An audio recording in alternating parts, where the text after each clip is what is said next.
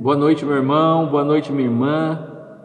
Mais uma quarta-feira em que nós podemos nos assentar para ouvir e aprender a respeito da palavra do Senhor e a respeito da Igreja de Cristo. Que nessa noite eu e você possamos ter os nossos corações abertos, nossos ouvidos atentos, para aprender tudo aquilo que o Senhor vai nos ensinar através da vida do pastor Helder. Então fica com a aula de hoje sobre a esperança de Israel e que nós possamos aprender mais um pouco a respeito da palavra do Senhor. Nós voltamos no final. Graça e paz, amados. Eu sempre gostei de fazer aqueles jogos dos 7 erros, né? Em que nós temos 2 quadros muito parecidos, só que um é o verdadeiro e o outro é o falso. E o que faz a diferença entre o verdadeiro e o falso é que o verdadeiro ele está completo, ele é perfeito. Enquanto que o quadro falso, por mais que pareça, está faltando algumas coisas. Esse jogo dos 7 erros nos ilustra algo acerca da vida espiritual. Do mesmo jeito que nós temos os jogos dos 7 erros, eu estou aqui olhando exatamente para um joguinho desse, dos 7 erros, na vida espiritual nós também temos. Só que nem sempre são 7 erros, né? Às vezes são tantos e tantos erros que não dá nem para enumerar. Mas o que ilustra na vida espiritual é que do mesmo jeito que nós temos a religião verdadeira, do mesmo jeito que nós temos a palavra de Deus verdadeira, do mesmo jeito que nós temos a vida espiritual verdadeira, nós temos para cada uma delas falsas religiões, falsos evangelhos, falsas palavras de Deus e por aí vai. Até porque, meus irmãos, a mentira ela é antiguíssima. A mentira existe neste mundo desde o Éden. Mas se formos colocar em termos cronológicos, ele existe desde o céu, quando Satanás caiu, ele se tornou mentiroso e pai da mentira. Então a mentira é algo antiquíssimo. A mentira só é mais antiga do que a verdade. Porque a verdade, pelo fato de ser Deus, ela sempre existiu. A mentira passou a existir. É diferente da verdade. Mas como eu estava dizendo, nós vivemos então no mundo religioso, no mundo espiritual, a mesma coisa do jogo dos 7 erros. Nós temos a verdadeira mensagem de Deus, mas nós temos falsas mensagens de Deus. Nós temos a verdadeira mensagem que traz esperança e temos as falsas mensagens que parecem trazer esperança, mas que no fundo só trazem mentiras e até desespero. A aula de hoje eu queria falar sobre isso, a esperança de Israel. Mas eu queria falar sobre a verdadeira esperança de Israel. Por que eu digo isso, meus irmãos? Porque desde que você vai na Bíblia e vê as promessas de Deus, prometendo a Israel como nação chamada por Deus, mas não só para Israel, para todo o mundo, para todas as nações. Israel seria apenas o receptáculo da revelação de Deus, da palavra de Deus, da esperança de Deus, mas que não seriam só para eles. E sim, através deles, Deus abençoaria todas as nações do mundo, todos os povos, todas as tribos, línguas e nações. No momento em que Deus deu a esperança de Israel, que no caso é Jesus Cristo, Jesus é a esperança de Israel, e não só de Israel, como eu acabei de falar, mas de todo o mundo, de todos os povos, imediatamente o inimigo criou falsas esperanças. É por isso que o próprio Jesus nos adverte para termos cuidado com os falsos cristos, os falsos deuses, os falsos evangelhos. O próprio Jesus nos adverte disso. Por quê? Porque Satanás, ele sabe que ele não pode destruir a verdade. Aliás, ninguém pode destruir a verdade. Pelo fato da verdade ser Deus e pelo fato da verdade ser de Deus, ninguém pode destruir a verdade. Santo Agostinho tem a famosa frase dele: toda verdade é verdade porque é verdade de Deus. Assim, a verdade ela é indestrutível. Uma vez que Satanás sabe que não pode destruir a verdade, o que ele faz? Ele coloca uma mentira do lado da verdade, ou várias mentiras do lado da verdade. Como o jogo de 7 erros, que tem um quadro verdadeiro e ao lado se coloca um quadro falso.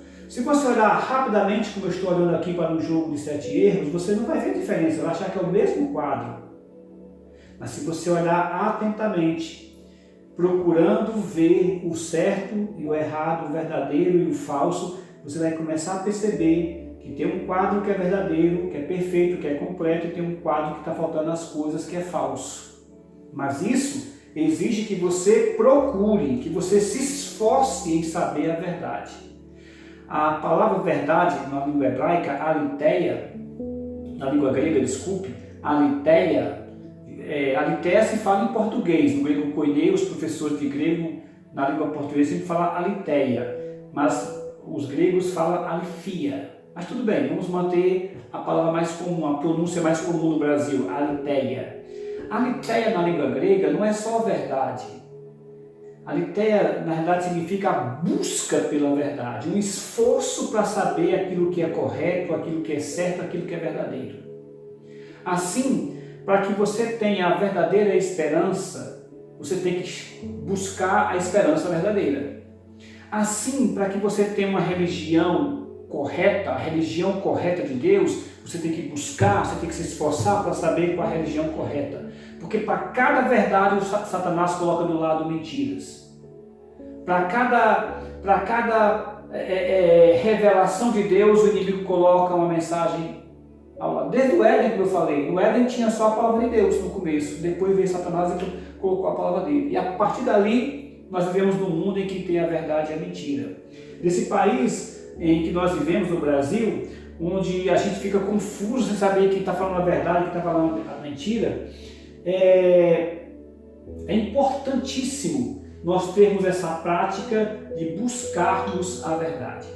Assim, nesse estudo de hoje, a esperança de Israel, como é que eu posso afirmar com toda segurança que Jesus Cristo é a verdadeira esperança de Israel e de todo o mundo? Como é que eu posso dizer que este livro verdadeiramente contém a palavra de Deus e nenhum outro livro do mundo contém? Este aqui, a Bíblia Sagrada, é verdadeiramente a palavra de Deus. Como é que eu posso afirmar isso? Como é que eu posso afirmar que o nosso Deus é o verdadeiro Deus, único e verdadeiro Deus? Se tantos povos no mundo creem em tantos deuses aí, alguns nunca nem sequer ouviram falar de Jesus Cristo e acham que o seu Deus é verdadeiro. Como é que eu posso afirmar com toda a segurança que as palavras desse livro verdadeiramente são as palavras de Deus? Hoje eu gostaria de mostrar para os meus irmãos cinco promessas benditas que se encontram neste livro, que ao mesmo tempo prova que ele é divino, soberano, e ao mesmo tempo prova que o nosso Deus é o único Deus verdadeiro, ao mesmo tempo prova que Jesus Cristo verdadeiramente é o Filho de Deus, que verdadeiramente prova que o Espírito Santo é a terceira pessoa da Trindade, que verdadeiramente prova que o cristianismo bíblico trinitariano é a verdadeira religião do Deus verdadeiro. Quais são estas 5 promessas que nós podemos encontrar? Eu vou adiantando para os meus irmãos que hoje é uma aula um pouco diferente e vou citar muitos versículos, então não dá tempo de ser devagar. Você vai ter que notar para depois ler esses versículos, porque eu não posso ir muito devagar, senão fica muito longa a aula. Vamos lá. A primeira promessa que se encontra nesta Bíblia e em nenhum outro livro, que prova a veracidade desta palavra e de que Jesus Cristo é verdadeiramente a esperança de Israel, se encontra na promessa de um Redentor vindouro. Desde a primeira profecia, Gênesis capítulo 3, versículo 15, que nós já podemos ver a promessa de um Redentor que viria no futuro. Por quê? Porque em Gênesis capítulo 3, o pecado entra no mundo. E pelo fato do pecado ter entrado no mundo, todos se tornaram pecadores. E o salário do pecado é a morte. No dia em que dela comer, certamente morrerá. Assim todos nós morremos. Todos os seres humanos, tudo que é vivo, morre. E isso não é frase de Ariano Suassuna e de Chicó. Não, isso é frase da Bíblia. Todo ser que respira, tudo aquilo que vive, um dia vai morrer. E por que vai morrer? Por causa do pecado. Mas quando chega no versículo 15 de Gênesis capítulo 3, nós temos a primeira profecia da Bíblia, que diz: porém inimizade de ti a mulher, entre a tua descendência e o seu descendente. Este te ferirá a cabeça, e tu lhe ferirás o calcanhar. A promessa de que um dia haveria um descendente, nascido de mulher, e esse descendente pisaria a cabeça de Satanás, em outras palavras, esmagaria a cabeça de Satanás. Você sabe que quando você esmaga a cabeça da serpente, o que acontece com ela? Morre. Jesus é o descendente da mulher que esmagou a cabeça da serpente. Veja bem, é o descendente que esmaga a cabeça da mulher, não a mulher que esmaga a cabeça da serpente, como prega o catolicismo romano. O apóstolo Paulo interpreta essa passagem lá em Gálatas, afirmando exatamente isso. Então essa é a primeira promessa da Bíblia, que um dia viria um redentor vindouro traria a esse mundo a vitória sobre o mal, sobre o pecado. De lá para cá, Satanás tem feito de tudo para que a humanidade não conheça esse descendente, Jesus Cristo, que esmagou a cabeça de Satanás na cruz do Calvário. Mas, para provar que esse Redentor vindouro é uma das promessas da Bíblia e só a Bíblia tem, essa promessa foi se revelando em toda a Bíblia. Por exemplo, em Gênesis capítulo 22, em Gênesis capítulo 12, Deus chama Abraão e promete que ele seria pai de muitas nações. E diz que Deus abençoaria a quem ele abençoasse e amaldiçoaria a quem ele amaldiçoasse. E que em Abraão seriam benditas todas as famílias da terra. Mas quando chega no capítulo 22 de Gênesis, essa promessa fica clara que é um descendente de Abraão que seria o que reinaria. Isso está lá em Gênesis capítulo 22, versículos 17 e 18. Porque deveras te abençoarei e certamente te multiplicarei. A tua descendência como as estrelas dos céus e como a areia na praia do mar. A tua descendência possuirá a cidade dos seus inimigos. Nela serão benditas todas as nações da terra, porquanto obedeceste a minha voz. Então voltou Abraão aos seus servos e juntos foram para Berseba, onde fixou residência. A descendência de Abraão abençoaria todas as nações. Nós sabemos que o descendente de Abraão, que é bênção para todas as nações, à luz do Novo Testamento, é Jesus Cristo. Então veja bem, começa em Gênesis 3,15, ele promete o descendente de uma mulher. Quando chega em Gênesis 22, vai ser filho de Abraão. Mas quando chega em Gênesis 49, diz que vai ser filho de Judá. Gênesis capítulo 49, versículo 8 a 10. Judá, teus irmãos te louvarão, a tua mão estará sobre a cerviz de teus inimigos. Os filhos de teu pai se inclinarão a ti. Judá é leãozinho, da presa subiste, filho meu. Encurva-se e deita-te como leão, e como leoa, quem o despertará? O cetro não se arredará de Judá, nem o bastão de entre seus pés, até que venha Siló, a ele obedecerão os povos. Veja bem, começa dizendo que a mulher vai dar à luz um descendente. Não sabemos quem é, até ali não sabíamos quem era a mulher e quem era o descendente. Sabemos que à luz do Novo Testamento essa mulher é Maria e o descendente é Jesus Cristo. Mas à medida que o tempo vai passando, a revelação de Deus vai dizendo, olha, vai ser filho de Abraão. Aqui vai ser filho de Judá. E é por isso que Jesus Cristo nasceu na tribo de Judá. Por isso que Jesus Cristo é o leão da tribo de Judá. Mas na frente, em 2 Samuel, capítulo 7, ele vai dizer que esse descendente, ele é filho de Davi. 2 Samuel, capítulo 7, 12, 13. 2 Samuel, capítulo 7, 12, 13. Diz assim: quando teus dias se cumprirem e descansarem com teus pais, então farei levantar depois de ti o teu descendente, que procederá de ti, e estabelecerei o seu reino. Este edificará uma casa ao meu nome, e eu estabelecerei para sempre o trono de seu reino. Eu lhe serei por pai, ele me será por filho. E o Novo Testamento interpreta essa passagem colocando esse descendente de Davi como Jesus Cristo. Então veja que à medida que o tempo vai passando, as profecias, a revelação vai se fechando. Primeiro, a mulher dará à luz um filho que esmagará a cabeça da serpente. Depois esse filho nós sabemos que é filho de Abraão. Depois sabemos que é filho de Judá. Depois sabemos que é filho de Davi. E à medida que vai passando, esse Redentor vindouro fica mais claro. Por exemplo, ele vai ser um profeta. Deuteronômio capítulo 18, versículo 15. Deuteronômio capítulo 18, versículo 15. Como eu disse, hoje vamos ter que citar vários versículos, então tente me acompanhar aí. Deuteronômio capítulo 18, versículo 15.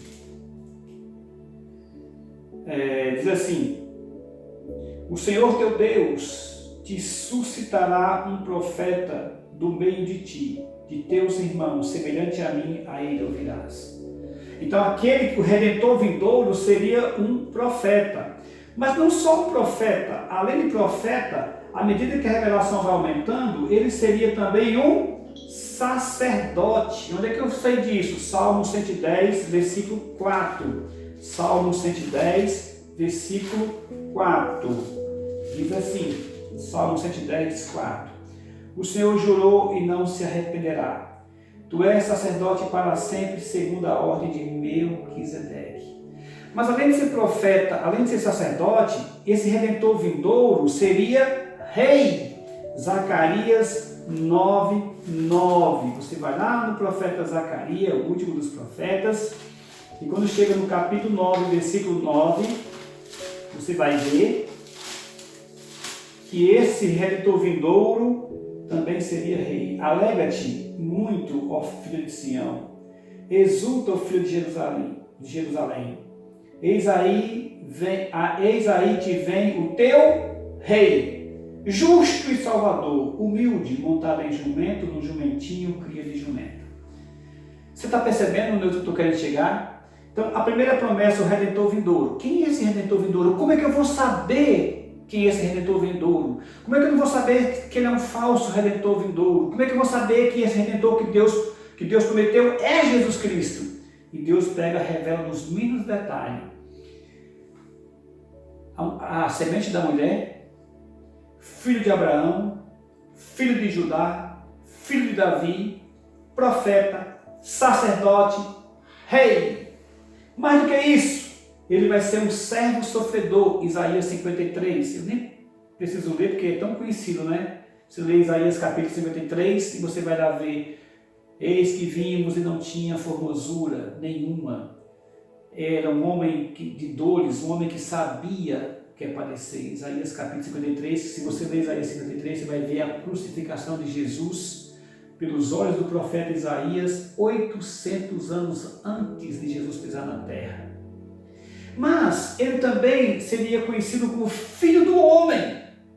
E onde é que está isso? Daniel capítulo 7, versículo 13 e 14. Você vai lá no profeta Daniel, capítulo 7, versículo 13 e 14, e você vai ver a expressão Filho do Homem. Eu estava olhando nas minhas visões da noite, e eis que vinha com as nuvens do céu, como o Filho do Homem. Dirigiu-se ao ancião de dias e o fizeram chegar até ele. Você está percebendo que tudo que o Novo Testamento fala de Jesus Cristo, fala porque o mesmo Deus que revelou o Novo Testamento já tinha deixado no Antigo Testamento toda a identidade, todo o registro, nos mínimos detalhes do Redentor vindouro, para que não houvesse fraude acerca desse Redentor vindouro. E para encerrar, meus queridos, esse Redentor vindouro, acima de qualquer coisa, ele é Deus. Isaías, bom, aqui tem muitas passagens, vou ler só duas. Isaías 9:6, Isaías 9:6 é mais importante, Isaías 9:6. Porque o menino, eu vou ler dos 6 em diante, Isaías 9:6. Porque o menino se nos deu um filho, porque o menino nos nasceu, um filho se nos deu, o governo está sobre os seus ombros. E o seu nome será maravilhoso conselheiro, Deus forte, Pai da eternidade, príncipe da paz. Para que se aumente o seu governo e venha a paz sem fim, sobre o trono de Davi e sobre o seu reino, para o estabelecer e firmar mediante o juízo e a justiça, desde agora e para sempre. O zelo do Senhor dos Exércitos para isso. Este Redentor vindouro seria um conselheiro maravilhoso, teria uma palavra maravilhosa. Ninguém falou como Jesus Cristo falou. Ninguém tem a palavra que Cristo tem. Uma palavra maravilhosa. Mas ele também é Deus forte. Pai da eternidade, príncipe da paz. Um pouquinho antes, ele vai dizer que ele mesmo vai dar um sinal. Né? Pede um sinal, pois eu mesmo vou dar o sinal. Eis que a virgem conceberás e dará à luz um filho. É Isaías 7,14. Porque o Senhor mesmo nos dará um sinal. Eis que a virgem conceberá e dará à luz um filho e lhe chamará Emanuel, que significa Deus conosco. Por mais que o inimigo crie mentiras, por mais que Satanás crie falsos quadros, o quadro verdadeiro, a esperança verdadeira, a esperança de Israel e do mundo todo se encontra aqui. E a primeira promessa é de um Redentor vindouro. A semente da mulher, o filho de Abraão, o filho de Judá, o filho de Davi, profeta, sacerdote, rei, servo sofredor, filho do homem e Deus conosco. Quem tem essas características verdadeiras? Jesus Cristo. Isso me leva, eu vou correr um pouquinho mais, para a segunda promessa. Bom, já que ele é rei, então ele vai ter um reino. O reino de Deus será entregue a ele. E não é um reino qualquer, é um reino eterno. Se você olhar, por exemplo, Salmo 84:3, é dito que o Salmo 84:3, Deus é designado como Rei de Israel. Salmo 84:3. Deus é designado como Rei de Israel. O pardal encontrou casa. Bem-aventurado os que habitam em tua casa. Salmo 84, versículo 3. 84:3. Eu estou lendo errado aqui. O pardal encontrou casa e a andorinha ninho para si, onde acolha os seus filhotes. Eu, os teus altares, Senhor dos exércitos, que é um dos títulos do Deus de Israel, né? Yahvé Seraó, Deus dos exércitos. E ele continua. E eu encontrei os teus altares, Senhor dos exércitos, Rei meu e Deus meu.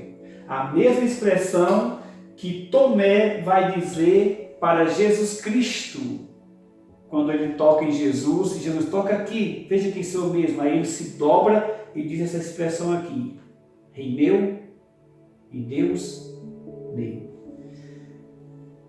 Além disso, esse Deus, ele não é rei só de Israel, como eu falei, é Deus de toda a terra. Aqui mesmo no Salmo, Salmo 47, versículo 2, Salmo 47, versículo 2. Vou ler o versículo 1 e 2, Salmo 47, 1 e 2. Batei palmas todos os povos, celebrai a Deus com vozes de júbilo, pois o Senhor Altíssimo é tremendo, é o grande Rei de toda a terra. Ele é Rei de toda a terra, porque Ele criou todo o universo. Esse é o Deus verdadeiro. E esse reino, além de ser um reino universal, ele é um reino eterno. Daniel, capítulo 2, versículo 44, fala desse reino eterno. Daniel 2, versículo 44. Mas nos dias destes reis, o Deus do céu suscitará um reino que não será jamais destruído. Este reino não passará a outro povo. Esmiuçará e consumirá todos estes reinos, mas ele mesmo subsistirá para sempre. Eu sei que eu podia ganhar mais tempo, já colocar junto com o Novo Testamento, mas eu quero deixar bem claro para você essas 5 promessas. Primeiro, um Redentor vindouro. Segundo, um reino que não passará, o reino de Deus. E quando você vê à luz do Novo Testamento, só uma pessoa e só um reino se encaixa, o reino de Jesus Cristo. Nenhum outro livro do mundo tem isso. Isso me leva para a terceira promessa. Este Deus que fez aliança no Antigo Testamento com Israel faria uma nova aliança. Jeremias capítulo 31. Jeremias capítulo 31. Em Jeremias capítulo 31, vamos ler os versículos 31, é Jeremias 31, 31, fica até fácil decorar, né? Jeremias 31, 31, do 31 adiante, ele vai dizer: Eis aí vem dias, diz o Senhor, em que firmarei nova aliança com a casa de Israel e com a casa de Judá. Não conforme a aliança que fiz com seus pais, no dia em que os tomei pela mão para os tirar da terra do Egito, porquanto eles anularam a minha aliança. Não obstante, eu os havia desposado, diz o Senhor. Porque esta é a aliança que firmarei com a casa de Israel, depois daqueles dias, diz o Senhor dos Exércitos. Na mente lhes imprimirei as minhas leis, também no coração lhes escrevereis. Eu serei o seu Deus, e eles serão o meu povo. Não ensinará jamais cada um ao seu próximo, nem cada um ao seu irmão, dizendo: conhece o Senhor, porque todos me conhecerão, desde o menor até o maior deles, diz o Senhor. Pois perdoarei as suas iniquidades, e dos seus pecados jamais me lembrarei. Ele prometeu uma nova aliança, olha, para não ter dúvida de que a minha revelação é a verdadeira, de que eu sou o Deus verdadeiro e que eu prometi para vocês um Redentor vindouro, um reino eterno. Eu vou também dar a vocês uma nova aliança. Eu fiz uma aliança no passado com o povo judeu e farei uma nova aliança. Quando nós chegamos no Novo Testamento, nós sabemos que essa nova aliança foi feita no sangue do Senhor e Salvador Jesus Cristo. E nessa aliança que ele fez é interessante, porque no profeta Jeremias, capítulo 31, versículo 40, ele vai dizer o seguinte, preste atenção: todo o vale dos cadáveres e da cinza, e todos os campos até o ribeiro do Cedron, até a esquina da porta dos cavalos para o oriente, serão consagrados ao Senhor. Essa Jerusalém jamais será desarraigada ou destruída. Nós sabemos que a Jerusalém antiga tantas vezes foi destruída. Esta nova Jerusalém jamais seria destruída. Qual é a Jerusalém que jamais vai ser destruída? O Novo Testamento explica para nós: a Jerusalém celestial. E essa Jerusalém celestial, o ingresso para entrar nela não é a circuncisão praticada no Antigo Testamento, mas o batismo das novas criaturas que foram batizados em Cristo Jesus, que foram lavadas pelo sangue do Cordeiro. Esse sangue do Cordeiro que celebra a nova aliança. E uma coisa interessante é que quando chega em Jeremias capítulo 32, versículo 40, falando dessa nova aliança, preste atenção como é interessante. Farei com eles aliança eterna. Não é temporária, é aliança eterna. Segundo a qual não deixarei de lhes fazer o bem, e porei o meu temor no seu coração, para que nunca se apartem de mim. Olha que bênção. Vou fazer uma aliança com eles, para que eles nunca se apartem de mim. Essas promessas mostram que o cristianismo é a religião verdadeira, que a verdadeira esperança de Israel e do mundo é Jesus Cristo. Mas isso me leva para uma quarta promessa na Bíblia, a vinda do Espírito Santo. Se ele fez uma nova aliança, essa nova aliança eterna, que faz com que as pessoas não se afastem mais de Jesus, que pertençam a Jerusalém celestial, a Jerusalém eterna, ela precisa de alguma coisa que garanta essas pessoas não se apartarem de Jesus. E o próprio Deus providenciou esse meio, o seu próprio Espírito, a vinda do Espírito Santo. Ele prometeu que derramaria o seu Espírito no seu povo, nas novas criaturas. Onde está isso? Está lá em Joel, capítulo 2. Se você abrir para Joel, capítulo 2. Joel, capítulo 2, versículo 28 e 29. E acontecerá depois que derramarei o meu Espírito sobre toda a carne, vossos filhos e vossas filhas profetizarão, vossos velhos sonharão e vossos jovens terão visões. Até sobre os servos e sobre as servas derramarei o meu Espírito naqueles dias. Mostrarei prodígios no céu e na terra, sangue, fogo e cortina de fumaça. E ele continua a profecia. Joel capítulo 2. Você sabe, quando chega lá em Atos dos Apóstolos capítulo 2, quando Pedro está pregando no Pentecostes, o que acontece? O derramar do Espírito Santo. Aquele derramar que até Moisés desejou na antiga aliança e não conseguiu. Se você for, por exemplo, em Números capítulo 11, versículo 29, o próprio Moisés desejou esse derramar do Espírito Santo naquela antiga aliança. E Deus disse, não, será na nova aliança. Lá em Números capítulo 11, 29, diz assim, tomara todo o povo do Senhor fosse profeta, que o Senhor lhe desse o seu Espírito. Moisés desejou isso. Isso aconteceu em Atos dos Apóstolos, o derramamento do Espírito Santo. Isso me leva para a minha quinta e última promessa, para começarmos a fechar a pregação. É prometido um dia do Senhor.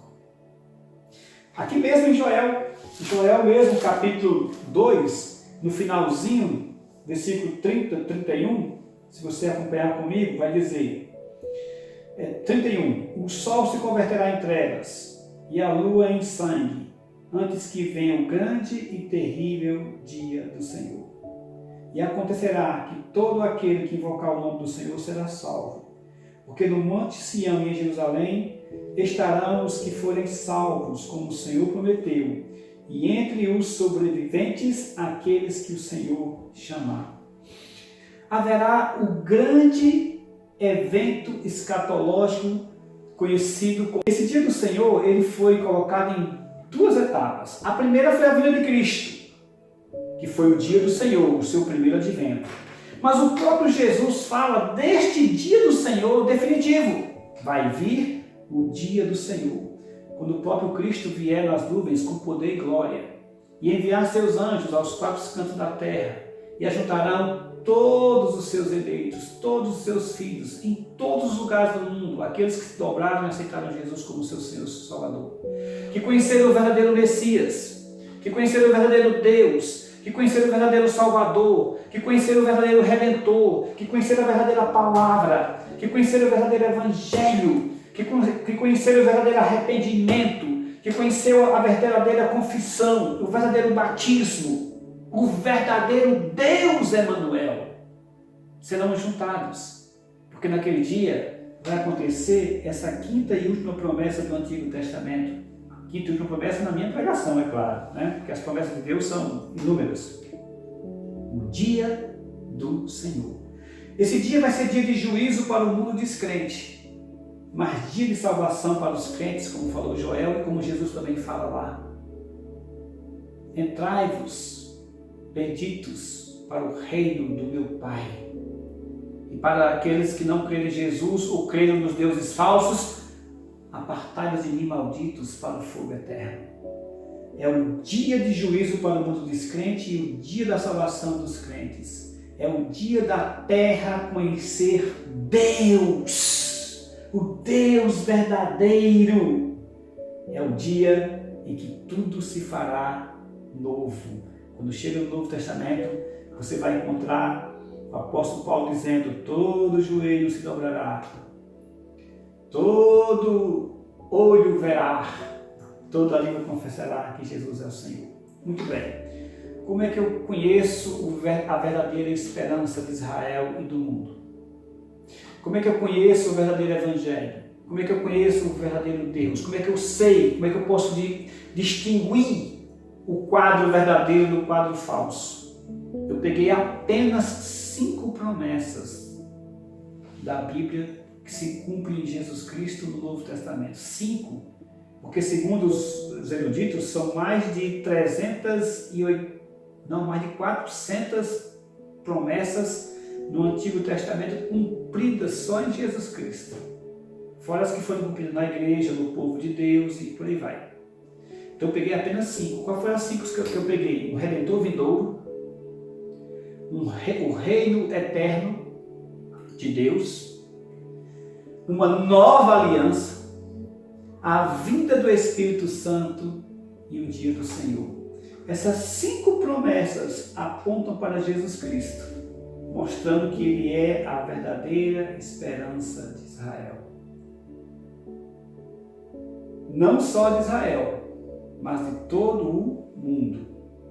Embora Ele tenha vindo para os judeus, para Israel, por ser judeu, com as promessas como eu mostrei nas profecias, Ele nunca foi Messias só de Israel, e sim do mundo todo, porque Deus é o Criador de todo o mundo. Quando chega no Novo Testamento, isso fica bem claro. Aquela canção famosa que nós até cantamos na igreja, de todas as tribos, povos, línguas, raças, muitos virão te adorar. Não será todos, mas muitos virão te adorar.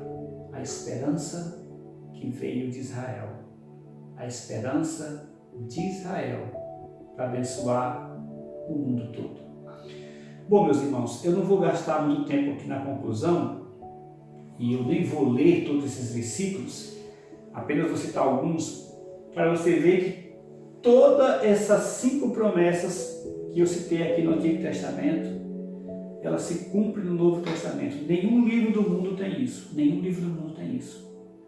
Eu estou citando apenas 5 promessas das mais de 400 que se cumpriram em Jesus Cristo, segundo os eruditos. Bom, o Redentor vindouro. Quando nós chegamos, por exemplo, em Lucas capítulo 2, esse Redentor vindouro é descrito como sendo Jesus Cristo. Lucas capítulo 2, versículo 11. Vou ler o 10 e o 11. O anjo, porém, lhes disse: não temais, eis aqui vos trago boa nova, de grande alegria, que será para todo o povo, não só para Israel, mas para todo o povo. Que boa nova é essa? Essa palavra boa nova aqui é evangelho, viu? É que hoje vos nasceu, na cidade de Davi, o Salvador, que é Cristo, o Senhor. O Redentor vindouro chegou. Jesus Cristo, cumprindo todas as promessas do Antigo Testamento. Filho de Abraão, filho de Davi, filho de mulher, já que ele é humano pela parte de Maria, mas é Deus pela parte do Espírito Santo. José não coabitou com Maria.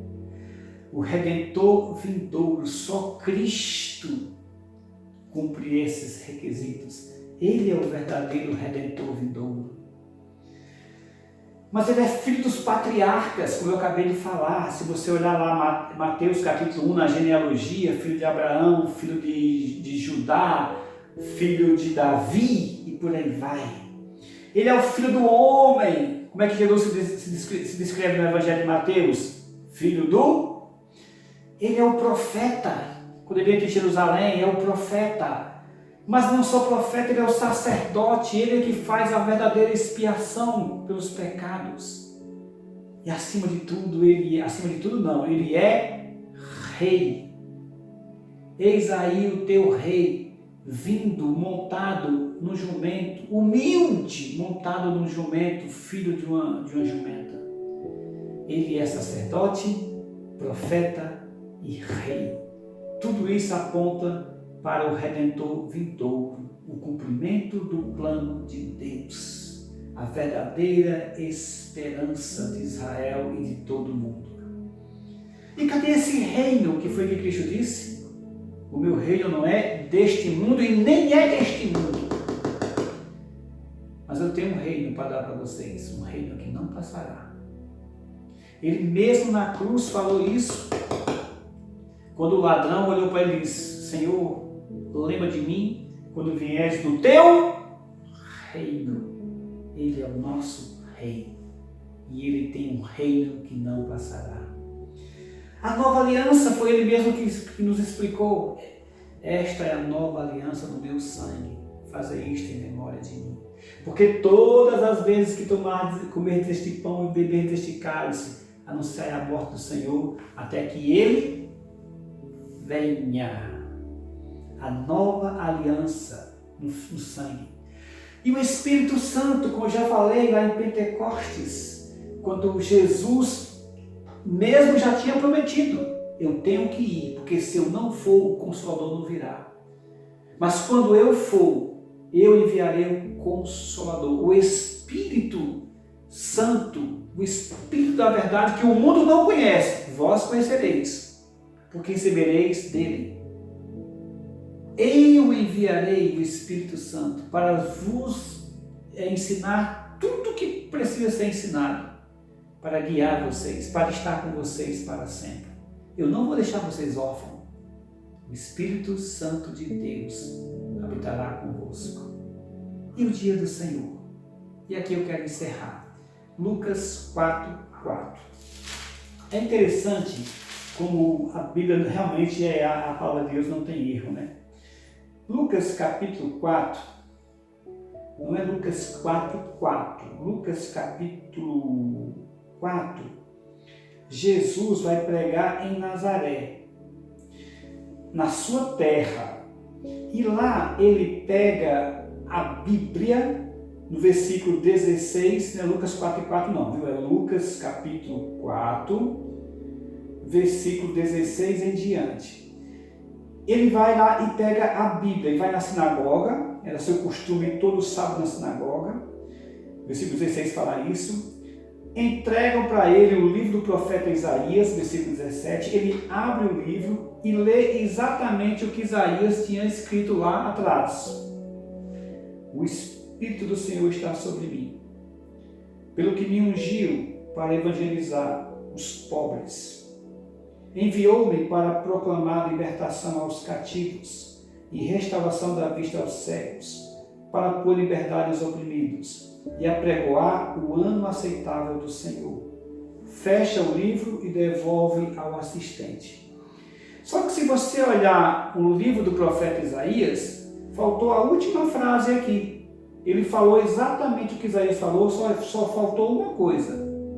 Quando ele diz: e apregoar o ano aceitável do Senhor e o dia do juízo, o dia do castigo.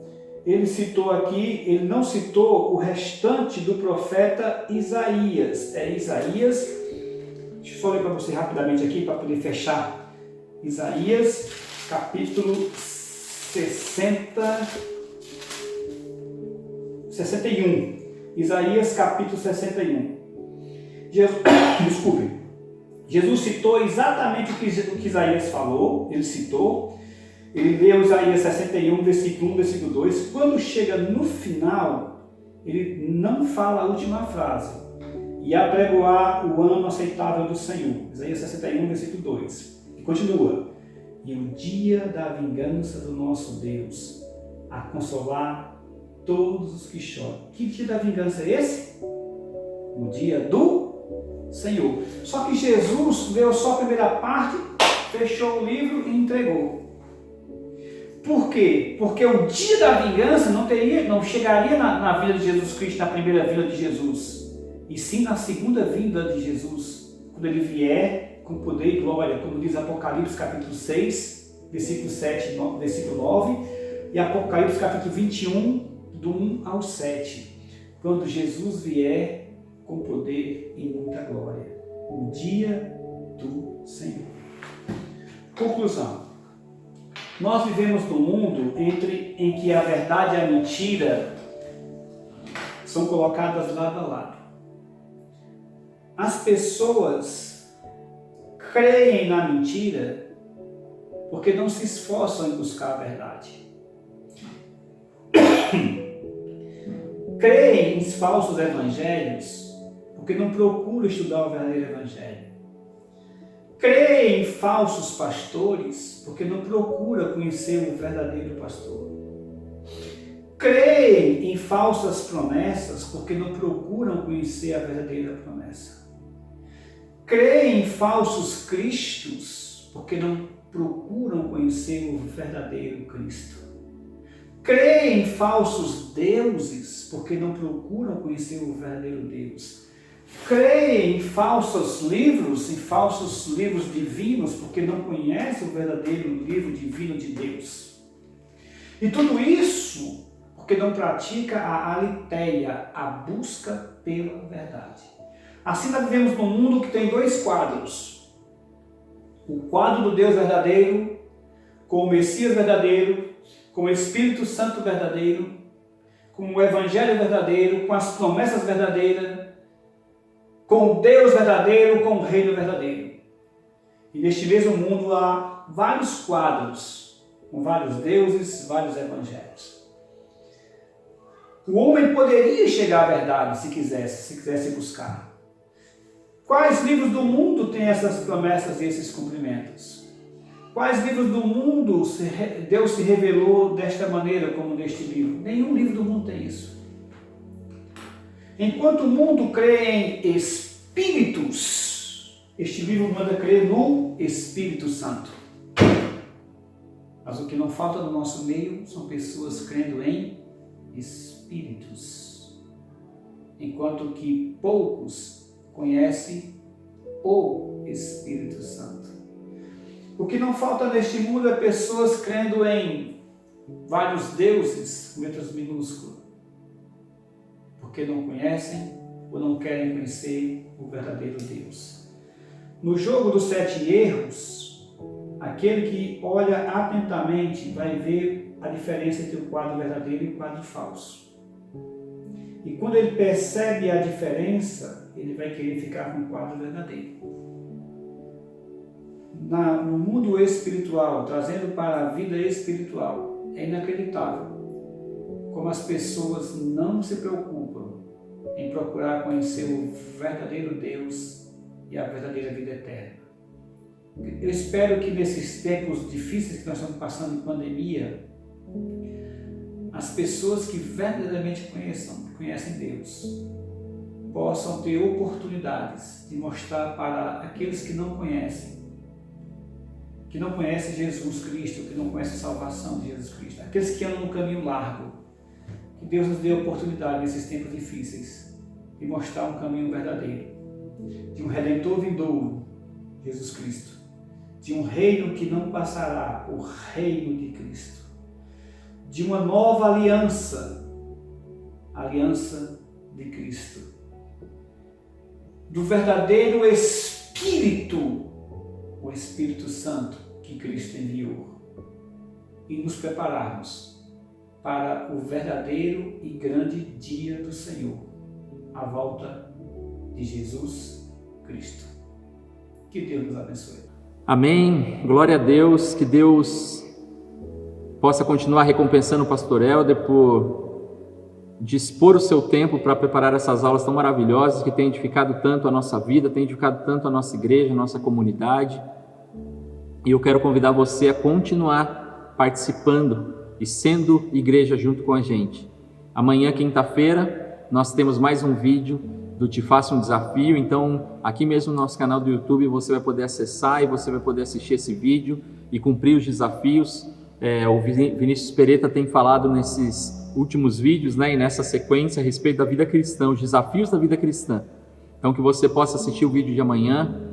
Na sexta-feira nós temos mais uma reunião de oração, lembrando aos irmãos que a reunião acontece presencialmente mediante inscrição e também a abertura da reunião é transmitida ali na nossa página do Facebook. Então que os irmãos possam também estar conectados ali, aqueles que não podem estar conosco presencialmente. Que você que deseja estar presencialmente, mas ainda não fez a sua inscrição, ali nos grupos do WhatsApp você pode acessar, fazer a sua inscrição, e se você estiver apto a participar, você será muito bem-vindo. Se não, você também será muito bem-vindo na transmissão da abertura desse culto. E no sábado, em função desse retorno, da reunião de oração, a live dos adolescentes passa a ser agora no segundo sábado. Então, nesse sábado, adolescentes, vocês têm um compromisso às 19h30, uma live do Identidade. Então, 19h30 no sábado, ali no Instagram do Identidade, que é Identidade Cieb, identidade.cieb, você pode acessar e participar dessa live. E se o Senhor permitir, no domingo nós estaremos juntos às 10 e às 19 horas aqui no nosso canal do YouTube para mais 2 celebrações online. Que Deus te abençoe, que o que nós aprendemos aqui hoje nessa aula possa, de fato, frutificar no nosso coração, transformar o nosso pensamento e renovar a nossa esperança em Cristo Jesus. Que Deus te abençoe e nós seguimos essa semana confiando no Senhor.